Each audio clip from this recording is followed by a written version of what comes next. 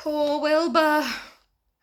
Oh, I really hope Charlotte's plan, whatever it is going to save him. Let's see what chapter number 8, A Talk at Home, has to say.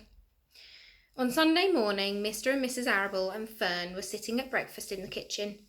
Avery had finished and was upstairs looking for his slingshot. "Did you know that Uncle Homer's goslings had hatched?" asked Fern. "How many?" asked Mr. Arable. "7," replied Fern. "There were 8 eggs, but one egg didn't hatch, and the goose told Templeton she didn't want it any more, so he took it away." "The goose did what?" asked Mrs. Arable, gazing at her daughter with a strange, worried look.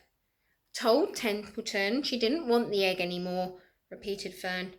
"Who is Templeton?" asked Mrs. Arable. "He's the rat," replied Fern. "None of us like him much." "Who's us?" asked Mr. Arable. "Oh, everybody in the barn cellar. Wilbur and the sheep and the lambs and the goose and the gander and the goslings and Charlotte and me." "Charlotte?" said Mrs. Arable. "Who's Charlotte?" "She's Wilbur's best friend. She's terribly clever." "What does she look like?" asked Mrs. Arable. "Well, said Fern thoughtfully. "She has 8 legs. All spiders do, I guess." "Charlotte is a spider?" asked Fern's mother. Fern nodded. "A big grey one. She has a web across the top of Wilbur's doorway. She catches flies and sucks their blood. Wilbur adores her."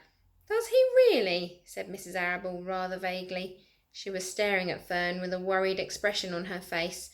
"Oh, yes, Wilbur adores Charlotte," said Fern. "Do you know what Charlotte said when the goslings hatched?" "I haven't the faintest idea," said Mr. Arable. "Tell us." "Well, when the first gosling stuck its little head out from under the goose, I was sitting on my stool in the corner, and Charlotte was on her web. She made a speech, and she said, 'I'm sure that every one of us here in the barn cellar will be gratified to learn that after 4 weeks of unremitting effort and patience on the part of the goose, she now has something to show for it.' Don't you think that was a pleasant thing for her to say?" "Yes, I do," said Mrs. Arable. "And now, Fern, it's time to get ready for Sunday school, and tell Avery to get ready, and this afternoon you can tell me more about what goes on in Uncle Homer's barn. Aren't you spending a lot of time there? You go there almost every afternoon, don't you?" "I like it there," replied Fern. She wiped her mouth and ran upstairs. After she'd left the room, Mrs. Arable spoke in a low voice to her husband. "I worry about Fern," she said. "Did you hear the way she rambled on about the animals, pretending that they talked?" Mr. Arable chuckled. "Maybe they do talk," he said. "I've sometimes wondered. At any rate, don't worry about Fern. She's just got a lively imagination. Kids think they hear all sorts of things." "Just the same, I do worry about her," replied Mrs. Arable. "I think I shall ask Dr. Dorian about her the next time I see him.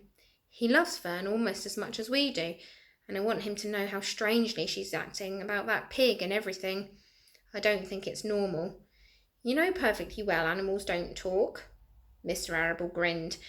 "Maybe our ears aren't as sharp as Fern's," he said. I can't wait to hear Charlotte's plan. Can't wait to hear from you again, year 4. See you soon. Bye.